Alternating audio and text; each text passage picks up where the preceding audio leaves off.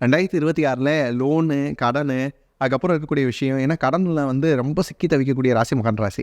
இதெல்லாம் கிளியர் பண்ணிடுவீங்க. நீங்கள் நம்ப மாட்டீங்க. அடுத்த வருஷம் ப்ரெடிக்ஷன் சொல்கிறதுக்குள்ளே வந்து பார்த்தீங்கன்னா, நீங்கள் வந்து என்ன ஆயிடுவீங்க அப்படின்னா, உங்களுடைய கடன்கள் எல்லாமே வந்து முடிஞ்சிடும். அதில் இன்னொரு சிறப்பான விஷயம் என்னென்னா, ப்ளூட்டோ வந்து ராசிலே இருக்குது அப்படிங்கிறனால, பழைய கடனெல்லாம் பைசல் பண்ணிவிட்டு புது கடன் வாங்குவீங்க. எந்த மாதிரினா, சுப விரயமாக நடக்கும். திருமணத்துக்காக கடன் வாங்குறது. ஏன்னா உங்களுக்கு திருமணம் நடக்கும்னு சொல்லியிருக்கோம் இல்லையா? திருமணத்துக்காக கடன் வாங்குறது. அதுக்கப்புறம் வந்து பார்த்தீங்கன்னா, இன்வெஸ்ட்மெண்ட்டுக்காக கடன் வாங்குறது. அதையும் கூட நீங்கள் சார்ட் அவுட் பண்ணுவீங்க. புதிய கடன் வரும், வரதுக்கான விஷயங்களும் இருக்கும். அதே மாதிரி அதை சார்ட் அவுட் பண்ணுறதுக்கான விஷயங்களும் இருக்கும். ஒரே ஒரு விஷயத்தில் ரொம்ப கவனமாக இருக்கணும். எது அப்படின்னா, ஓபிஎம்னு சொல்லக்கூடிய அதர் பீப்புள் மணி. இதை மேனேஜ் பண்ணுறதுல ஜூன், ஜூலை, ஆகஸ்ட் இதில் மட்டும் கொஞ்சம் கவனமாக இருந்துட்டாங்க அப்படின்னு சொன்னால், உங்களுக்கு கடன் வராது, அடுத்துமே வராது. அதுக்கான வாய்ப்புகள் சொல்கிறேன். பொதுவாகவே இந்த வருஷம் மகர ராசிக்காரங்க ஜூன், ஜூலை, ஆகஸ்ட்டில் நெருக்கடியான சிச்சுவேஷன்ஸ் வந்தாலும் கூட கடன் வாங்கிடாதீங்க.